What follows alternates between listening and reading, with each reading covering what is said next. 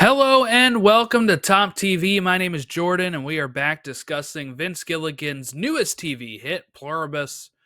Today, we are talking season 1, episode 2, Pirate Lady, which was written and directed by Vince Gilligan and premiered November 7th, 2025 on Apple TV. The synopsis reads: curiously familiar face introduces Carol to the bizarre new normal, and a gathering in Europe brings strangers together and causes friction. I had a real blast with this episode and thought it was really fun, or as fun as an episode, I guess, about this topic can be. We kind of start off what I feel very reminiscent to some famous Breaking Bad or Better Call Saul cold opens, right? Very silent cold open in Tangier, which is we see a character we'll learn to be Zoshia later on, disposing the bodies before like hopping on a scooter that another one of the hive mind brings to her, and then she gets on it, gets to the airport, gets on the plane, and flies to New Mexico. Where Carol is going to wake up in the morning. It's the next day, and she is going to go and bury or try to bury Helen. And this is something that is kind of set up last episode when they ask her if she wants them to take the body and dispose of it. She says no. And I was kind of wondering, like, okay, is she going to try to bury her herself, or like, obviously you don't want the body in the house too long, right? It's going to start decomposing, rigor mortis, and all that kind of stuff. So you don't want to smell it. You don't want to do any of that. So obviously you want to start burying it. But one thing I thought was really fascinating about this is how realistic it was, in the sense of, I feel like a lot of people just think, okay, you go out there, you bury a 6-foot hole, right? 6 feet under, you put the body in and do that. But it's not that easy to build a hole that big, especially like maybe you could a little easier if it was just a circle, right? But she's gonna have to make this like rectangular to be able to fit a body in it. And I feel like in a lot of movies and TV show they kind of do that. But what we learn if you listen to like true crime or watch true crime stuff, right? There's a lot of shallow graves that are dug, and the reason why the bodies are found are because of those shallow graves. And it's because it's really physical labor to build a hole that big. And it can be a problem for a person to do that. And when it comes to those type of crimes and stuff, it's usually one person, obviously, that is taking care of that. And unless if it is, I don't know, some sort of, I guess, like crime family, or gang type stuff, or mob, or maybe they'll have people that would be able to do that. But if it's like one person who killed somebody, then they're not going to be able to dig a 6-foot hole. So then they get tired, they dig it shallow, put the body in, and then it's usually found because of that. And we see Carol struggle, and some time has passed, and it's not very deep. It is not very deep at all. And so much so that the hive mind is worried for her, and actually Zoshia shows up here with a bottle of water and offers Carol a chance for a drink. Carol walks all the way over there. I love this. Walks over there, takes the bottle of water, turns it upside down, and empties it out. She doesn't trust that. And I don't think it's wrong to not trust it, right? Carol was told on the phone the day before, when she's talking to the guy who's like posing as the FDA president type thing, that we are going to find a way to make you not immune from us anymore so you can join us. And she doesn't know how fast that's going to take, or what they don't know at this point. So were they lying about how long it would take, anything like that? Zoshia says, I think, like, we're months away from being able to figure out how to even be able to do that. But Carol doesn't trust the water. And Zoshia says, you know what? Fine. Don't trust the water. You have water inside. Please drink, because you are on the edge of physical, like, exhaustion.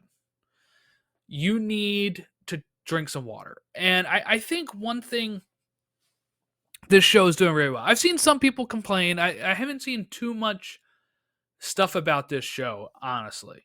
Anytime I see Pluribus, I try to scroll away from it because I'm taking it. I'm a few weeks behind. I'm taking it a little slower, doing the week by week, episode.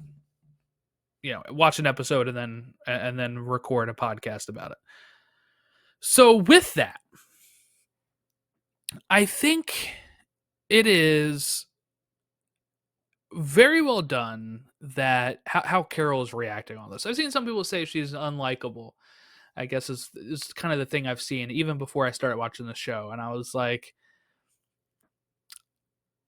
okay, is that any different from Saul or Walter White? Two unlikable characters that I guess Saul is more likable because people had seen him in Breaking Bad beforehand, so you kind of know how he's going there. But Jimmy, is at times unlikable for some of the stuff he does. But other times when he's slipping into his slipping Jimmy, you're like, no, don't do that. In this show, I feel like Carol's acting very, very normal to all of this. Right? She just lost the woman that I believe is her wife. I don't know if they've actually ever gotten married, but this is her life partner. We learn, right? Helen is. And she lost her. I do wonder, as we'll see some of these other characters, obviously, that have kept their loved ones around. If Helen hadn't fallen and hit her head and passed away and had just joined the hive, would Carol be putting up with her or not? That's a question I have. Because in my view, the reason why Carol is really struggling with any of this is because she has lost Helen. She's going through grief. She's lost her life partner. Now, she is very accurate when later, not to skip ahead here, but when she's talking to the other survivors who do have family members that are part of the hive and accompany them, is that they're not them, They obviously have their memories, which we'll talk about in a little bit. But the individuality of that member is no longer there. They don't really have their wants, their needs, their thoughts, right? They have their memories, but they can't really, like, that person to me is dead. And I think that's how Carol views it. Would she have that same view if when Helen woke up in the back of the truck last episode that, and started talking like the rest of the Pluribus hive mind? Would she have distanced herself? Would she? I think it's very different when they're wearing a face of a member of family or somebody that you love, especially if they do have their memories, because they can pull out memories and try to play to that heartstring, right? And because they're wearing that face, you might give in, you might relent, but I'm not sure if Carol would have done so. It's a curious thing that we'll never really know the answer to, right? Would Carol have, unless they talked about it on the official podcast or something, but I think one of the things that really have sent Carol on the way that she is going is because she's lost Helen. Maybe things would have been different if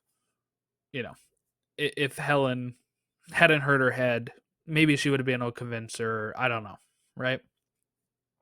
Because then the other part of it is, do you like kill that member of the hive mind? You wouldn't be able to because it's Helen, but also like it doesn't really matter if you kill Helen then because the other member of the hive mind has her memories too. So like, do you just distance yourself from her? These are the type of questions that I ponder in the sense of how that would have worked if Helen hadn't died. I feel like that's the reason why they have to kill Helen in the first episode. Okay, so Zoshia helps her bury. At first, she is kind of sent away, and while she's going away, Carol is like, "You look familiar." And she goes back to her cupboard and pulls out a book, like one of her author books that she has copies of, and it's one of the, I guess, older Waikaro books. And the artwork is kind of Raban, the male sex hero, right? Is looks very similar to Zoshia features. And as we established last episode, when they're doing that Q&A, Helen says, like, should we tell them about the truth of, she says, no, to say, Clooney or whatever. Carol points out that nobody but Helen knew, and her, obviously, Carol, that that Raban was based off of a woman. So when Zoshia shows up like that and they say, hey, we decided to use the face of somebody maybe you would like. You've physically described Raban like this, but just made a male. Here's the female version. We know you're, either lesbian or bisexual. Here you go. And, Carol is taken aback by this, obviously. And she points out, oh, that means you must have Helen's memories. And there's times where Zoshia, I think at this part and another part will be like, hey, remember this thing when we did that, like when Helen and you did that, and it's not playing right for Carol, and Carol lashes out, F you, F that, right? And this causes Zoshia to like convulse. And Carol goes out trying, I guess, to figure out what's going on or to see if all of them are acting that way. And she gets to some workers that are working on something, I guess, and they are all convulsing, and there is a guy on like a harness that's getting pulled up towards the top as he's working on the roof, and he's convulsing, and he's kind of getting the machine is continuing to go, so Carol is trying to save him there and is having trouble with it, and then the convulsion stops. And with the convulsing stopping, one of the guys like, hey, we'll take it from here, Carol. This part got me though too, is the guy who was up on the harness is like, yeah, thanks, Carol, as he's like laying back. So what we learn is because Carol directed a lot of very negative emotion to them, they're not able to handle that, which is why like all of them are always happy all the time. They deal with happy emotions, not sad emotions. So or spiteful emotions, I guess. So when Carol's lashing out at them, it causes them to convulse. Zoshia is gone. Carol picks up the phone, calls him, says the pirate lady can come back. I don't know why she calls her a pirate lady. Maybe I missed that. But she calls just the pirate lady can come back. But yeah, so we go ahead and they even bring in a little like digging. What is that thing called? Like a vehicle that can dig, right? Mechanical thing that digs to make the hole easier for them to bury Helen, and they put a flower on top. And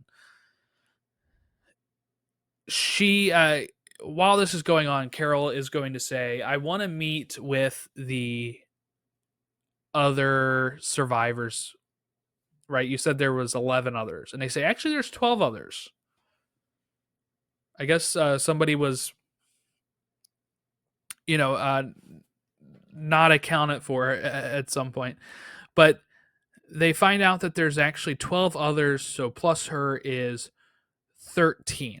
But she decides to um,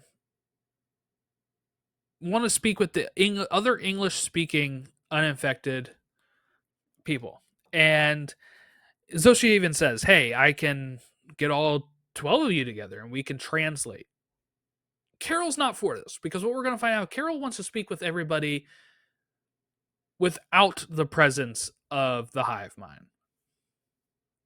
So they get a meeting together. They go over to Bilbao, Spain, home of Athletic Bilbao, the soccer club. But yeah, they go over there and they're going to have their meeting. It doesn't really go as well as Carol would have liked, right? Because, like I said, all these people actually have family members, except for Diabate, I guess, right? But he's living the life with having multiple women on his plane with him and everything. So he's fine with how everything's going.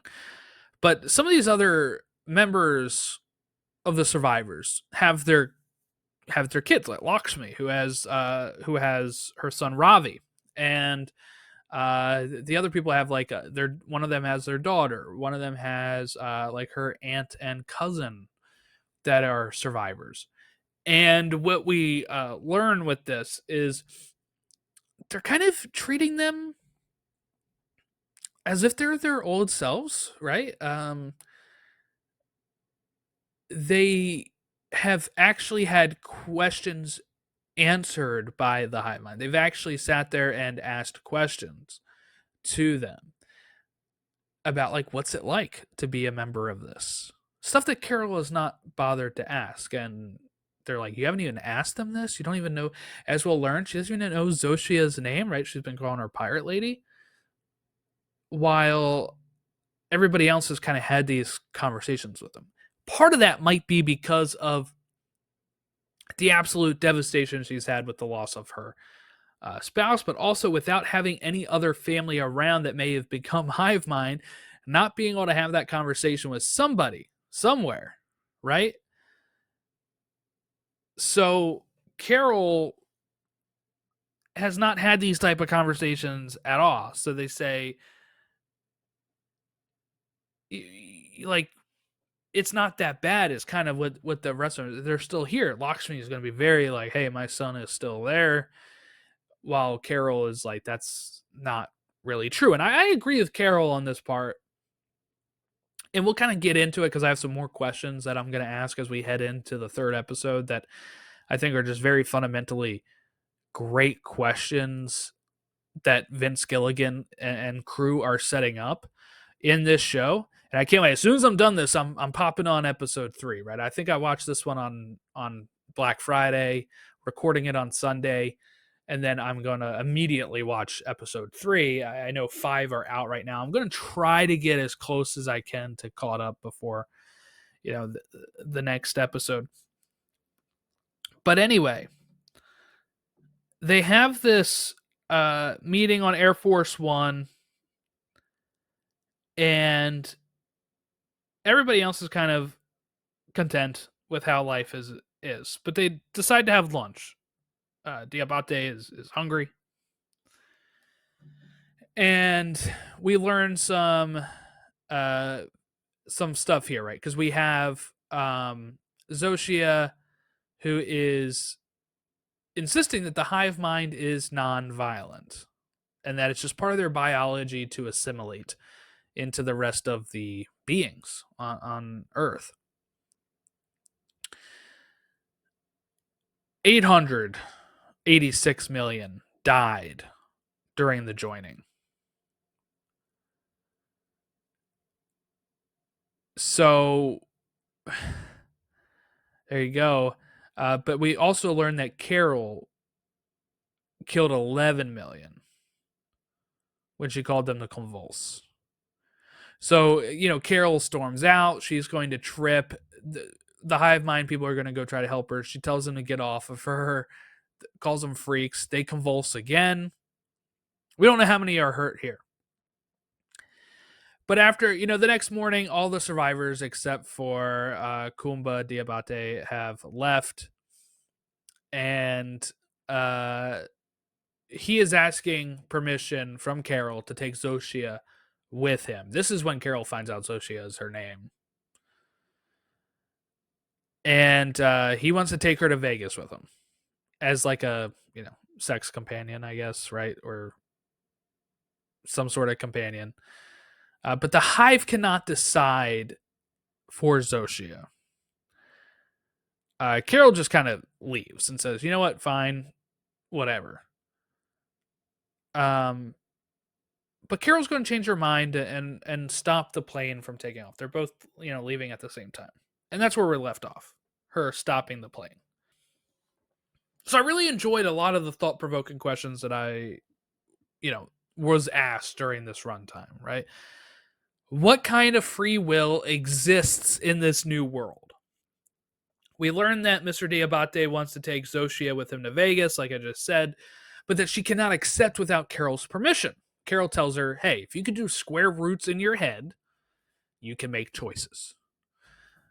But Zoshia's answer is going to kind of call back to that answer earlier about Diabate asking if they can kill animals. This is what came up over lunch. This is a part that was really interesting to me, actually. When he says, I asked for a lobster, and they're like, well, we could only find living ones. He's like, okay, like, kill the lobster then. And they say they cannot kill any living thing, right? They try to avoid that. So he says, well, if I fish and get the lobster and kill it, would you be able to cook it? They say, yeah. So Zoshia says she cannot make a decision about this, choice of hers, because whatever she chooses will hurt the other person. Just the same way of killing the lobster is going to hurt the lobster. She cannot choose to inflict pain. And she knows that if she chooses to go with Diabate, it would hurt Carol's feelings. Would it though? We doubt that. But Carol does stop the plane at the end of the episode. So maybe this is proved to be true. And then, of course, if she went with Carol, it would hurt Kumba Diabate's feelings. Carol calls out the flaw in this, right? As we talked about at lunch, she points out that people did die during their joining. She asked them, hey, how many people died during your joining? And it was, 886, I said, million people? And Carol also points out that joining the hive mind wasn't a choice anyone was given. It just happened. And, Zoshia says, well, it's biological. Like, it just kind of happens. It infects, right? Like, there's no real choice there, I guess. But Carol's saying, you didn't give me a choice, or Helen a choice, or any of these people a choice to become a member of the hive mind. You were just doing it. So, in fact, you are choosing to do stuff without, you say you're doing it to limit hurting animals or hurt it. As we learn, they empty out zoos and everything, right? And that you're doing this to stop pain, but you're not letting us be individual and making a choice.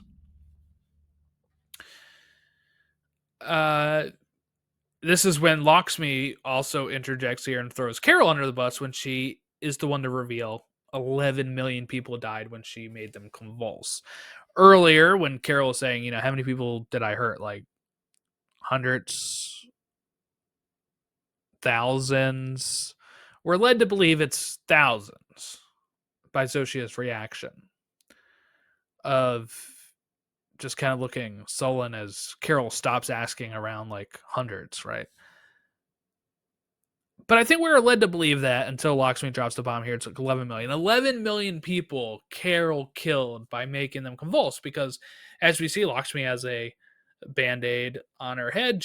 Her grandfather was driving as a member of the hive mind, not her. Like, he wasn't living at this point, right? Is the way I understood it. And he convulsed. It caused an accident, and she was the minor injury, right? That Zoshia was referencing when Carol asked about how many people were injured of the survivors.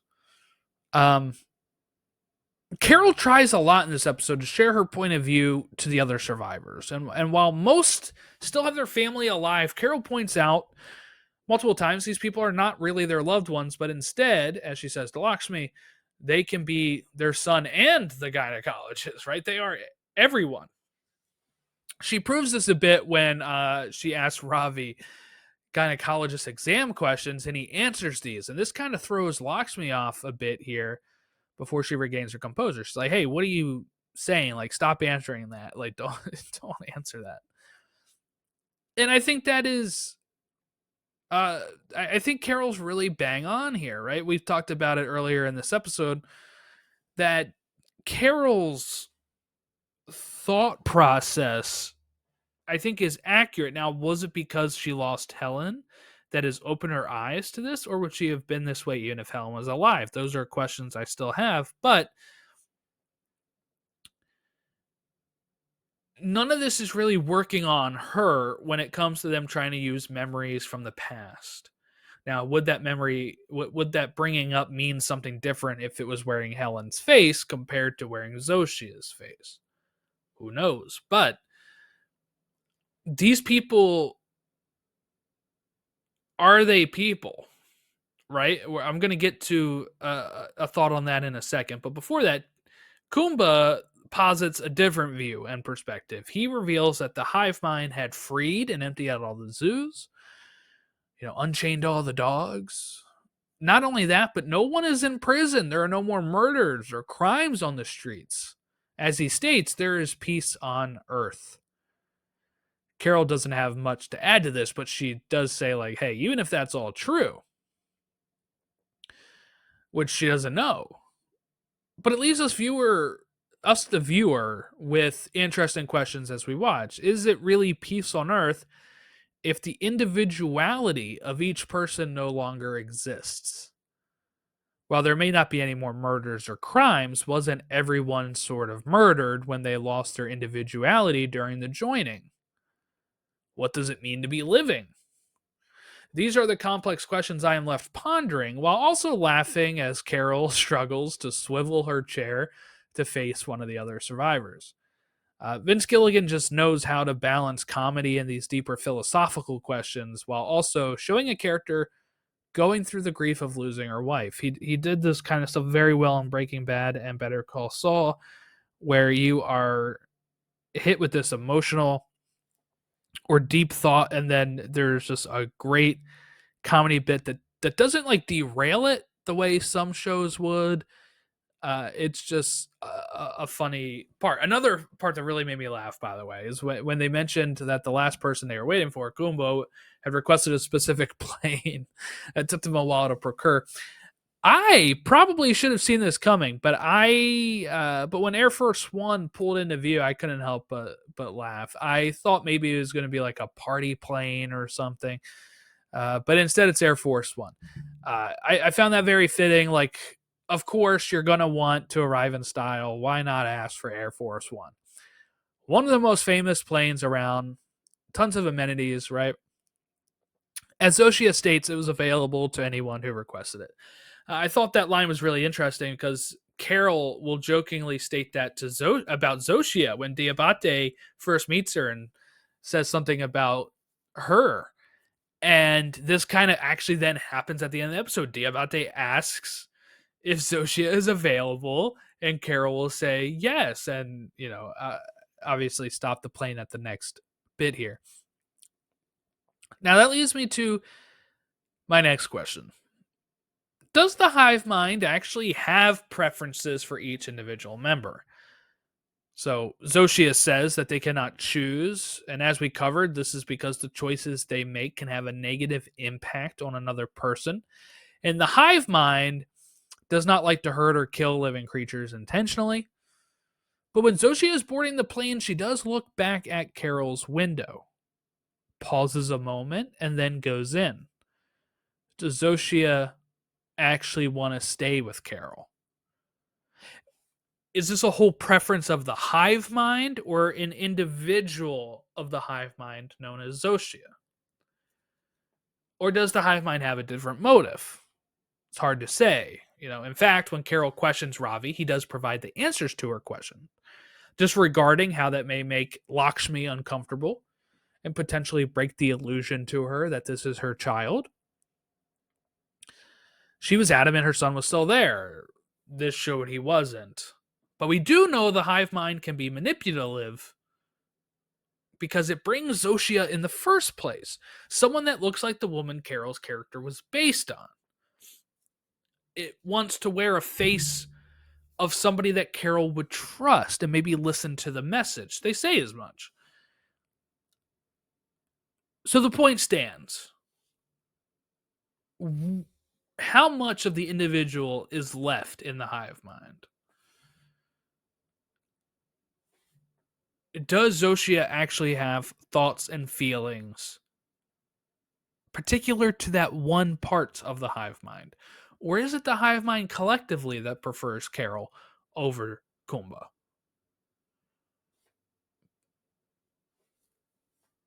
It's tough to say. And in fact, that's one thing I think I am really liking about this show so far, 2 episodes in, is, like I said, these questions that I'm left with as I'm uh, thinking about it after the episode. So sometimes this stuff comes up in the episode and I'm thinking about them, but then, like I said, there's something else I'm thinking about. But when I sat here and started making my notes and pondering after the episode, right after the episode was done, I started writing my notes on Friday and been adding to them throughout the weekend, and it's left me with these questions and how deep it goes. What would I do in this type of situation? Would I be fooled by having my wife be a member of the hive mind? The hive mind's very open about being a member of the hive mind, right? They're not like saying they're not, so it's not like they're hiding that, but the words coming out of the mouth of a face that you love telling you stuff, it tricks the mind. This is kind of related, right? In the sense of AI videos, AI voice stuff right now. People are fooled when they answer the phone and it is, some sort of AI voice of their loved one telling them, I need $500 of Apple gift cards sent to me right now. Send them, that scammers use. While there might be clues and cues that it's not them, you kind of brush them aside because you're wanting to help somebody that you love. The voice presenting this to you is very important. And Carol is solo. She is on an island to herself right now while everybody else, and that's where I'm wondering where we go from here. I think this episode really opened up the world a lot, which I really liked. Probably why they did 2 episodes in the same day is because the first one, really great pilot, but you're kind of left wondering, how is this going to be not like a movie? How is this going to keep going? This episode immediately opens that world up.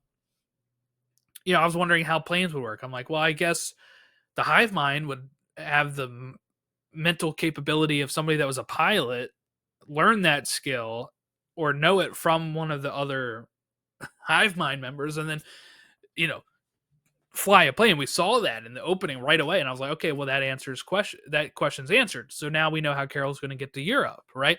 And that was all just very, very cool. Oh yeah, another part that really I loved was the co-pilot being a member from like TGI Fridays, and I laughed at that. But then Carol calling it out, like one of the people is a waitress from TGI Fridays, like keep an eye on her. Really love that part. There's so many good comedy bits in this episode that really hit for me. Okay, I guess let's go ahead and take a look. I'm going to look for the first time now what the synopsis of episode 3 is, what the title is, and then we will. I'll give some quick thoughts on that as we wrap it up here. I think this episode of the podcast was very good. I think it was better than the first one because there's a lot more to speculate on, a lot more deep questions to talk about. So the next episode is called Grenade. The world just wants to help, which infuriates Carol. A heart-to-heart conversation ends with a bang. Okay. Do we get like a Zoshia and Carol like deep conversation? Ends with a bang? Like does somebody shoot somebody, hurt somebody? Um does something else happen? Car accident? I don't know. That's interesting. Not a lot to go off of, but this next one is 43 minutes. I'm about to go watch it right now while I eat some lunch. But yeah, overall, really liked Pirate Lady. I think I may have liked this better than a pilot. I saw like ratings, people rating this a little lower than a pilot, but I think this one I really, really dug. Carol just asking all these great questions and us meeting the other survivors. That was something I really, really, really wanted to do. So I'm glad we got that out of the way pretty early on here. Okay, you can follow the show, Linktree. We have a Linktree, Top TV Pod. Social media links, we're at Top TV Pod on all of our socials. But thank you all for watching and listening along. We'll catch you next time when we talk episode 3 of Pluribus called Grenade.